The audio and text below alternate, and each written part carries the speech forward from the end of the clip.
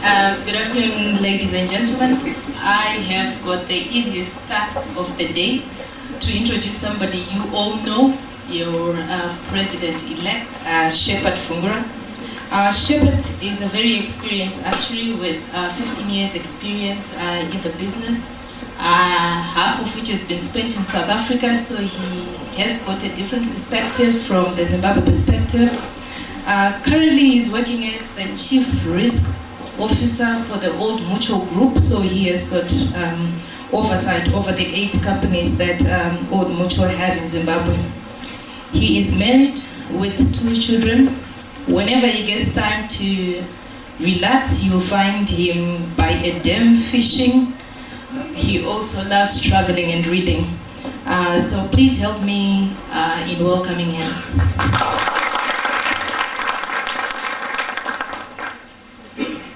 Good afternoon, all. I think we've left the last for not the best, the simple for last. Just some 3 definitions that I googled on the internet. I think I prefer the last one, which says ERIM is a strategic business discipline that supports achievement of an organization's objectives by addressing a full spectrum of its risks and managing the combined impact of those risks as an interrelated risk portfolio. So in essence, that's what the whole presentation is about, as to how the enterprise risk management is used to support the business. So some key elements that we find in those definitions, if you looked at the other ones, are that there's an ERM process which looks at those key components. And if you go to strategy, these are elements that are key to strategy. And then if you come to the risk categorization, you see these are the broad areas of risk, not the technical ones only. As you can see, we also talk about compliance, which might also be within the space within the legal space. And then there is the other element that is also important, is that there should be continuous improvement as you assess your risks, as you identify them and see how they're applicable to business as you improve. And as well, that would also help the business. And then if you look at the evolution of the enterprise risk management, historically, we've noticed this is how risk was looked at. It was just like, it's just hazard. But then this time, in today's terms, we're looking at it as something that affects the operations of the business, the strategy of the business, financial reputation of business, and all sorts of risks, like in the insurable risks. And then as well, in terms of assets, in the olden days, it was just looking at tangible assets only. But now, in this day and age, we're now looking at both tangible and intangible assets. The approach used to be silo, and now it's holistic, where you combine and look at a broad view of these risks and see how they interrelate. And then it also used to be by single functions, but in this day and age, we link up all these elements of risk from different functions so that we can have diversification benefits. And as well, we also used to potentially look at risk just as threats, but in this day and age, we also know that we can have opportunities when we analyze risks. Now, some key pillars within risk, which are not only focusing on the element of, which is technical generally, which is this space where you analyze your risks. So rather, you identify them, analyze, you respond to them, and then you respond by avoiding, accepting, reducing, or transferring those risks. But also look at the compliance space as well, which might be more legislative in nature or policy driven. And it's an area that is also of interest to the business, strategically that is. And then the issue of governance that we've been talking about.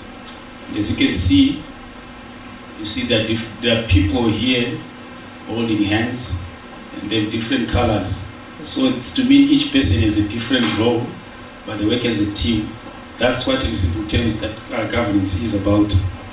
And then if we look at the risk management pillar, you will notice that this is the general process where you identify, analyze your risks, then monitor them, after of course having responded to them, and then you report on those. And then some key outputs, it can be quantitative or qualitative. Then you look at controls in many instances to see whether the controls we have are adequate and effective to manage the risks that you've identified. You also have some key risk indicators which are like flags that pop up if risk is about to materialize, and then you can respond appropriately. And that's also based, so these are not necessarily outputs, that's also based within the context of your appetite and tolerance that you have set for yourself as a business. And then in terms of the risk approach, we would always want to synchronize definitions, because we define risk differently, but in an organization it's helpful to define risk in the same language and in the same manner.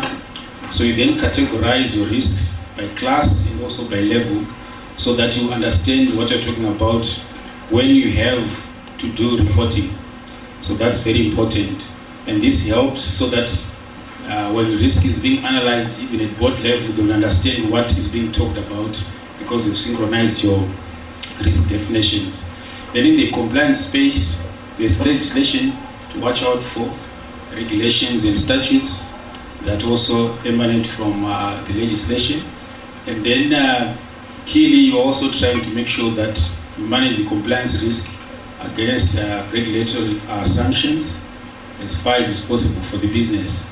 And some of the key legislative framework, we've already been discussing those, based on 2 or 3, and then solvents and SEM, I think we've touched on those.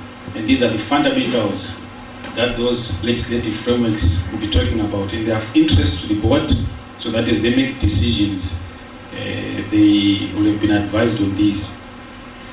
And then if you look at the other aspect of compliance, there's also the standards that you set for yourselves through policies that you set for a business, and those depict the standards, values and norms for the company which would follow.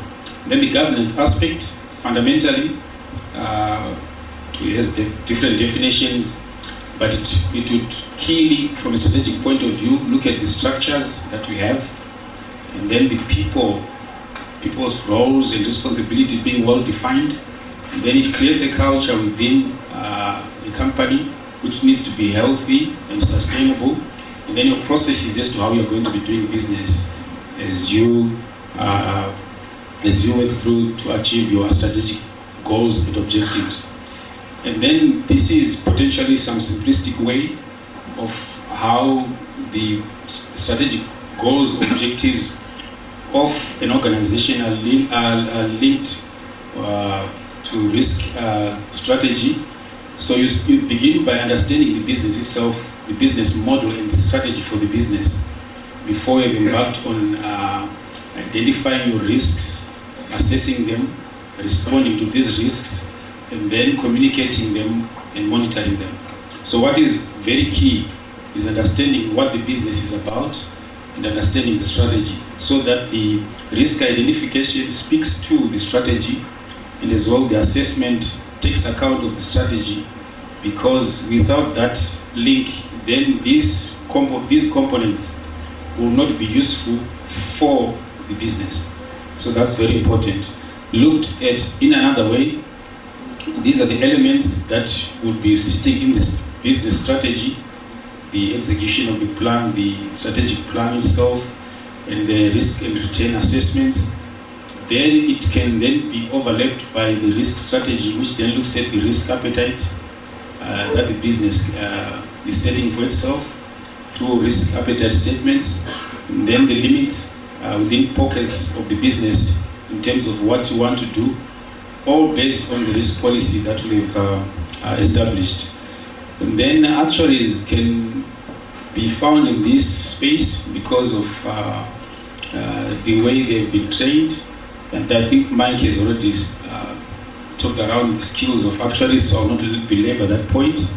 Then as well, it's an area which I think, because actuaries are beginning to specialize in different spaces, it's an area to consider in which one can actually have a career going towards. And then like Mike said in his banking presentation, it's not only actuaries that are involved within the ERM space, there are also financial risk managers, FAs, CAs, and all those other professionals who can also do the job. But I think because of the kind of skills that an actuary has, it's also, I think it's a good space that actuaries should consider to enter into. And as well, the portability of skills of actuaries is what gives an edge to actuaries operating within this particular space, especially when it comes to analysis of risk, quantitatively that is. And then there are different roles that one can be involved in, from a risk specialist to be a CRO, or even a CEO, going back into the business as well, understanding how risk operates, and even having board appointments.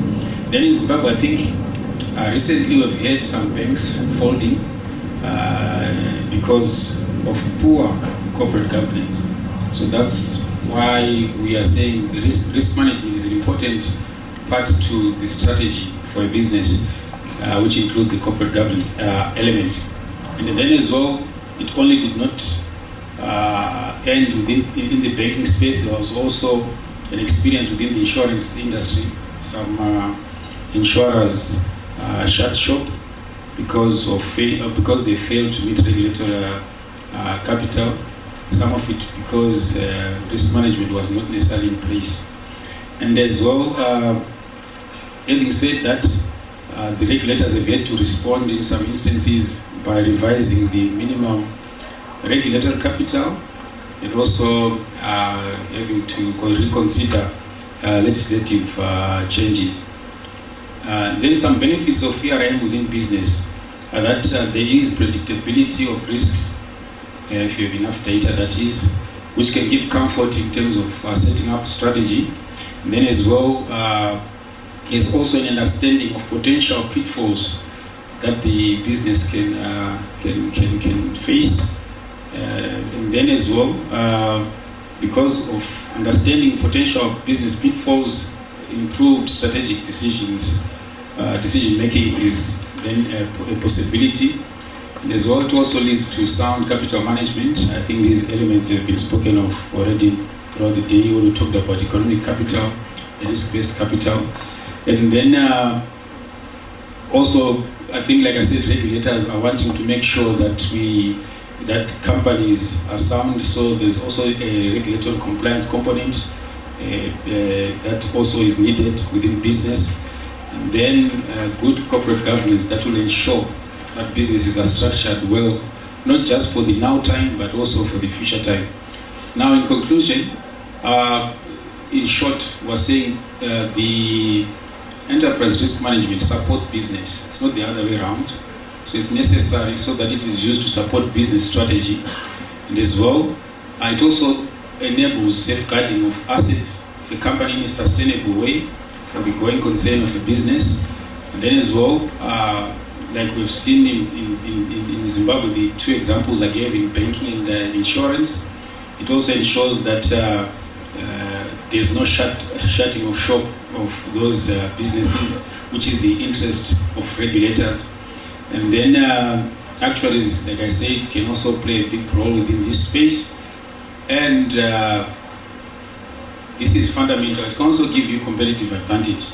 So the manner in which you structure your risk management within your business and how it supports your strategy can actually give you a competitive advantage. Obviously, I'm not going to disclose what we do at Old Mutual, but that definitely is a key component. Like I said, short, sweet, to the point, and I hope there are no questions. we can discuss, and I'm hoping that since this is a general topic and not necessarily quite specialized, I think we can also have answers from the floor. I think. Thank you very much, Shepard, for the presentation. You touched on the benefits of ERM. I was thinking you were going to go into the challenges of it in operation, challenges of introducing ERM. What have been your biggest learning points so far? Okay, the fundamental one is the culture. If the culture is not set right, ERM becomes a difficult element to embed within business. So if the culture is right, turn from the top, appreciation of what it can do, then it can become an easy, something that is easy to embed within business. So for me, fundamentally, it is the culture that can unlock the possibility of having ERM becoming a key component and a key driver to the achievement of business objectives. Are there any other wise comments? In addition,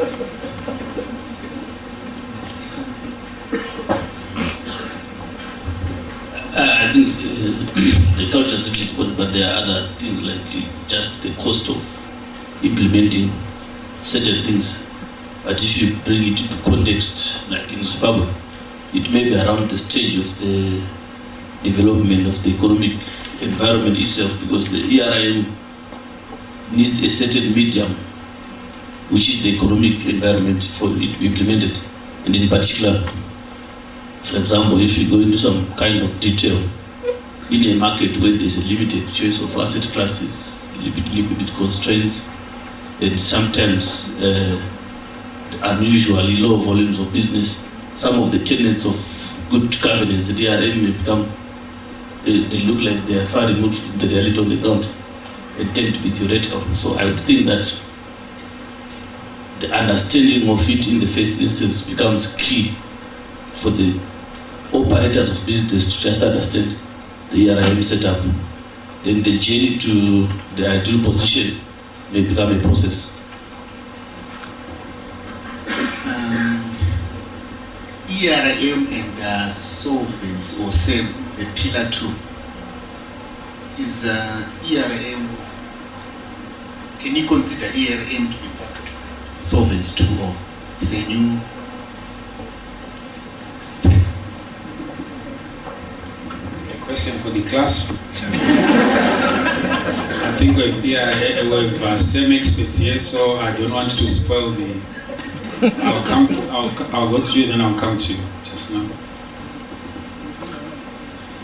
Look, my simple answer to that is, in fact, look at the subject itself, just the education part of it.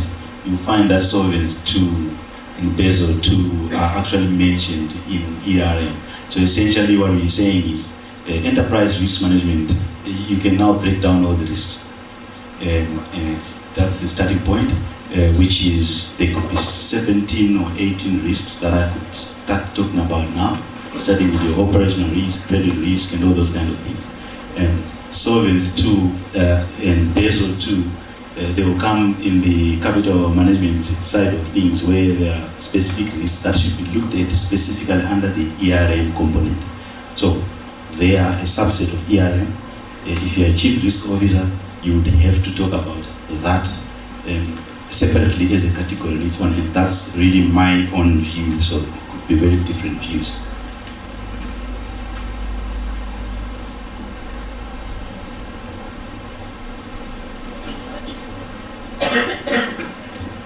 Yeah, I will agree with Michael.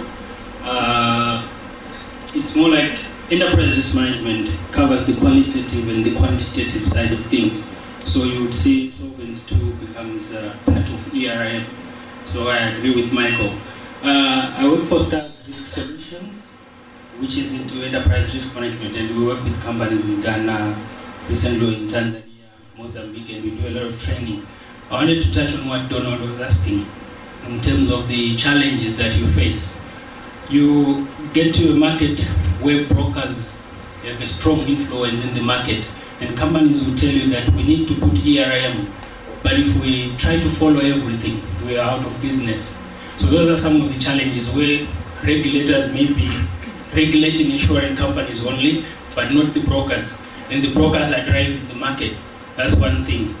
And in terms of competition, sometimes people will be cutting rates, and people need to put systems in place, but they will be out of business. Those are some of the challenges. And the other thing is on the perception of enterprise risk management. Some people just think that you just need a document, a handbook, and that's it. But it actually needs to be implemented right down to the sweeper, right down to the receptionist, and even the guard, because they are risk owners in their own areas in their stations of work.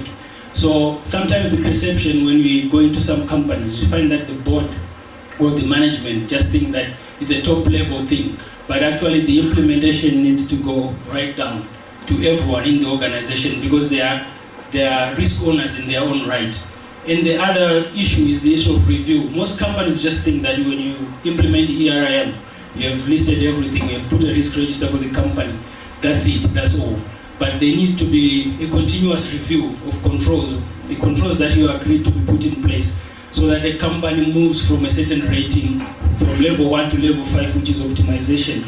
So most companies don't follow through with those reviews and try to match to best practice. They just do ERM for the sake of it, that we have ERM with our company, and try to use that as a competitive advantage, but without actually doing everything right. So that culture, again, it's important to have a culture where people need to move into processes, procedures, and a system where there are checks and balances in each and everything that you do. Thank you.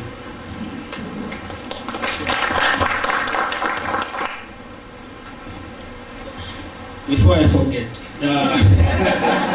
sorry, I have to mention this. I was going to talk to Shepard about it, but it's the issue of the Insurance Act in Zimbabwe. It doesn't cover, say comprehensively, the issue of enterprise risk management.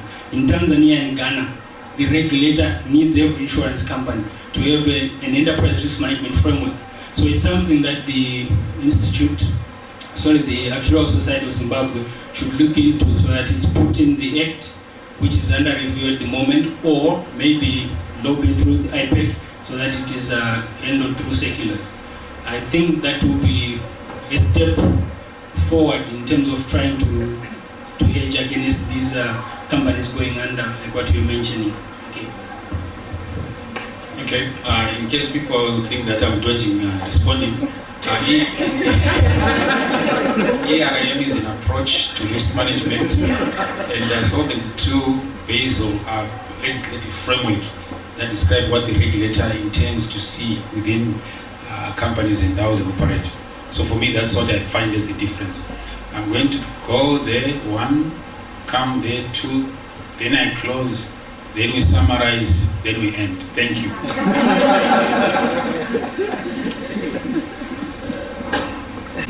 I think the major issue in terms of risk officers like Shepard that they face in implementing ERM is the thinking that risk managers actually impede the profitability of an organization. But what we need to understand is that every business strategy which sets out to make profits makes profit on the basis of taking risks.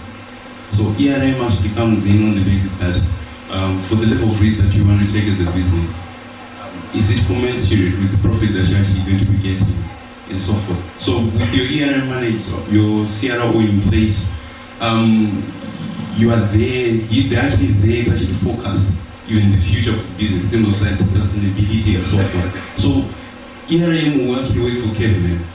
What it simply means is that, do they understand what's happening? Do they know how to get that mammoth, in that kind of a sense? So ERM does work in any institution.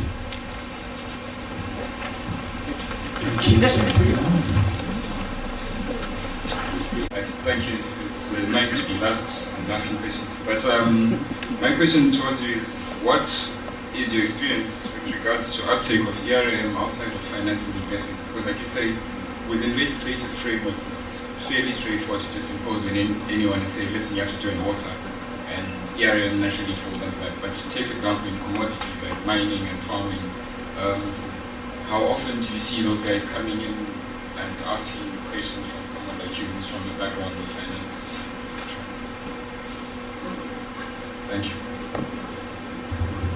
Okay, I haven't been asked by people from other industries because I've just been working in the financial services industry, so I don't have experience as to how it happens within those other spaces.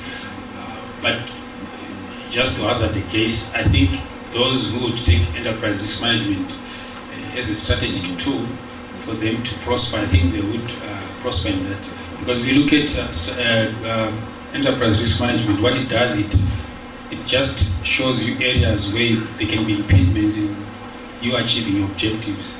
So it's actually value adding as opposed to limiting achievement of objectives. So that's how I take it. So I don't know an actual experience that I can point towards because I've not worked in those other areas that you've mentioned.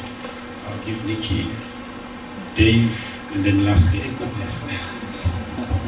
Hi, I think that in a lot of other industries that we're ahead of where we are in terms of risk management, understanding the risks and measuring them.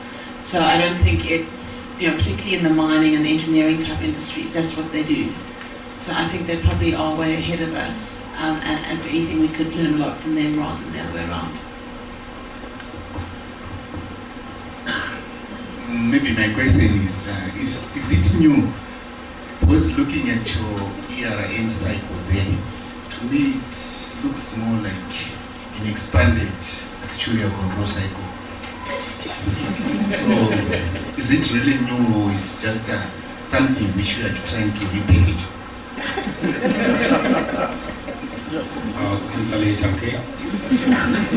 Yeah, maybe to answer David, I think the scope of enterprise risk management doesn't mean that actuaries are just going to go into insurance companies only, but you can go into a mining entity and apply enterprise risk management. So the scope has increased from just actuarial and insurance business only.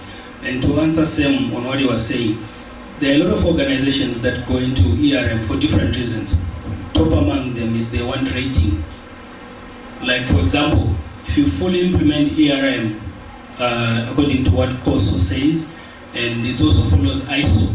So most companies that go for ISO certification, they would have gone through all the paces of ERM. So some organizations do that for certification, but like for the competitive advantage that Shepard was saying, it's value that you are going to get. And like what Douglas said, it's a perception issue. People think that it's going to be expensive, but I think people have this tendency to put focus on products that will give them money tomorrow in a short term. But ERM is actually bringing value in the longer term. So I would say there is a competitive advantage in the longer term of implementing ERM. So if you are maybe short-sighted, you might be left out on the competitive advantage. Okay, time is up, Dave. I'll answer you by the side. But the concept are the same. Actual control cycles, it's just a cycle, it's a principle which we then use in the space of risk management. The concepts are the same. It's not necessarily like we're saying it's new, as in it has never been thought about.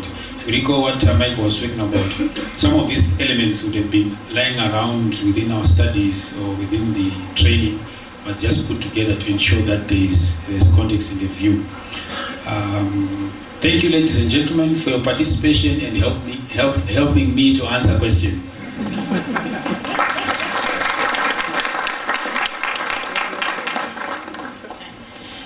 Thank you so much. I just want to repeat what Shepard has said. We thank you so much for helping in answering questions.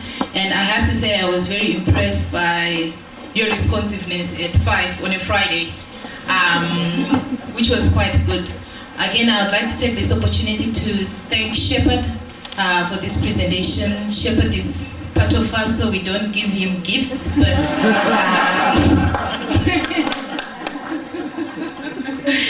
no, we will. But thank you so much. I think I'll give back to Shepard again for him to give us our closing remarks. Thank you, Lorraine. In closing, I just want to thank you all for attending our first convention. I think it has been a success. What do you think? Thank you very much. For the first, I think this was marvelous. And for the presentations, they are going to be posted on our website. I know some of you are wondering what website I'm talking about. You will soon find out. There's a website that we've registered, the Actuarial Society of Zimbabwe. I think it's going to be up by Monday. So by Monday, it's zimbactuarialsociety.org.zw. That's the website address. So look out for the new website, and the presentations will be posted there. And then as well, please help us assess this convention by filling up those survey forms that were in the folder that you were given. Leave them by the desk at the entrance so that we can utilize that info for improvement. And then I also want to to give special thanks to our presenters, David, our president, and as well Mr. Karepi of IPEC, and as well not forgetting David Kirk, and as well Neil, Giles, Balabodi, Rob, Rosiane, Michael, and me. What do you say? And then we also want to thank the organizing team. We had a subcommittee composing of the following individuals: David Ama, Wellington Tawanda, Nikki, providing some expertise and experience to help us set up this, and as well Sharon. And there are also other members, one part of the subcommittee of the Actuarial Society of Zimbabwe who also helped from Old Mutual and First Mutual, and as well the Maestro personnel. We also want to thank you for supporting us in this great event. And as well, as you could see, also a recording crew that are with us who were helping us to ensure that we can have living memories as we review what has been going on, and also see certain portions which we're not looking at as we see the recording at some point later in future. And then also want to give a special thanks to the sponsors to this event: Old Mutual Life, CBZ Life, First Mutual Holdings, Minerva Risk Advisors, African Actuarial Consultants, Pentag Private Limited, Beacon Actuarial Services, Zimbabwe Actuarial Consultants, Independent Actuarial Consultants, Hutchinson Actuarial Services. Thank you for making sure that this event was a success, and may you continue to support us in the future. And as well, we also want to extend a hearty thank you to all of you who attended, because you made this particular convention a success. And then second last is to say for the students who are awaiting their results, we wish you all the best for a good outcome at the end of June and the beginning of July. And then lastly, the next convention preparations, which are then for next year, are going to begin from today, because we don't want to lose the momentum. And as we're discussing as some council members what we're thinking about potentially next year, we might want to venture into going into some out of town space, area, maybe Kariba, Nyanga, Vumba. We're thinking about all those places, and maybe we're also thinking about a theme. And we're thinking this is a nice theme, doing things right. But we're saying, okay, if we want to stick to that kind of thing, what can we say? Maybe we might want to say doing things better, and then maybe we can continue in that space. And then before I close, okay, I'm being reminded I had omitted Nyarazo, also sponsored. We want to thank you, sorry for the omission. And then lastly, for those that come from Atebelele and Hambani Kahle, and then from those that are shown as like me, Famba Shakananga. And to those that did not understand anything that I said, please travel well. Thank you, and see you next convention.